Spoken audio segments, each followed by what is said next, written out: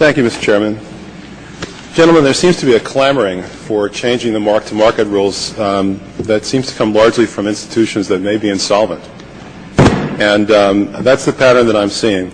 And I'm wondering if we should try to apply this to other situations in everyday life. I'll give you a few examples if you want. I'm 6'4". It's pretty uncomfortable for me to sit in airplane seats, and sometimes, to be honest, I bump my head when I'm going through a tight door passage.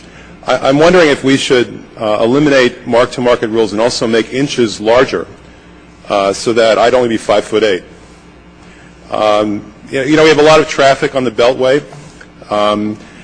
I got a suggestion from Freddie Mac recently that if we could just change the ratio of circumference to diameter, pi, if we could just change that ratio, that would move the Beltway further away. So Freddie Mac says to me that it wants to eliminate mark-to-market rules and increase pi to 4 to alleviate the Beltway traffic.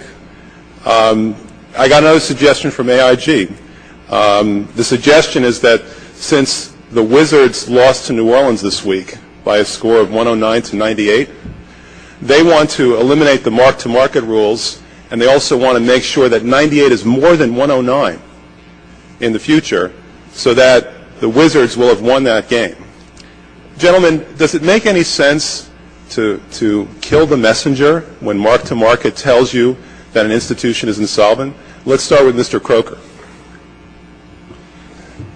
We do not recommend a suspension of fair value, and so to your direct question, no, but there are issues that in our study we think warrant improvement, including the operation of the determination of fair value as well as how to calculate and report other than temporary impairments. But as it relates to the scorekeeping, if you will, we do not recommend a suspension of fair value. But isn't that really the heart of the matter? Isn't it the heart of the matter that people not only want to change the rules in the middle of the game, but they want to change the rules when the game is already over? Mr. Herz? I don't know whether the game is over or not. I'm just a humble accounting standard setter, but I will observe that a couple of things to that point. The bank stocks continue to trade well below their accounting book value. A majority of the bank stocks are well below their accounting book value. The acquisitions you saw of, I think it was National City by PNC and Wachovia by Wells Fargo, the prices paid by the acquiring banks for the acquired banks was like 30% of the recorded book value. So if the write-offs are excessive, one would expect not to have that kind of thing. I think some of the mark-to-market write-offs may be a little bit excessive, but remember that the single largest financial asset of most of the banks, once you get past the money center banks, are loans. And loans are carried on a cost basis that does not timely reflect the problems that may underlie them. The allowance for loan losses lags the problems. So let's be clear about this, Mr. Hertz. What you're saying is that the stock market, in its infinite wisdom, is telling us not that the mark-to-market rules have made companies mark down their book values too much, but maybe the accounting rules have made them not mark down their book values enough. Is that what the stock market's telling us right now? Yeah, I think that's right. I think there's two aspects of that. One is that there's skepticism, A, over the loans, and B, there's skepticism as to whether or not the OTT write-offs have yet been taken, because there is this kind of dam effect, and people you get like a year, sometimes more.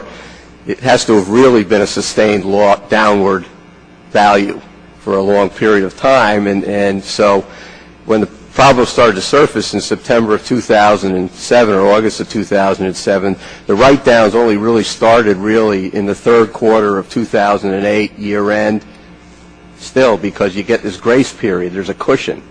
So what you're suggesting, Mr. Hertz, is that there may be institutions that are insolvent, and they haven't been forced to write down their books to the point yet, and those are maybe the same institutions that are asking us to modify the mark-to-market rules so that they won't have to admit that they're bankrupt. Is that correct?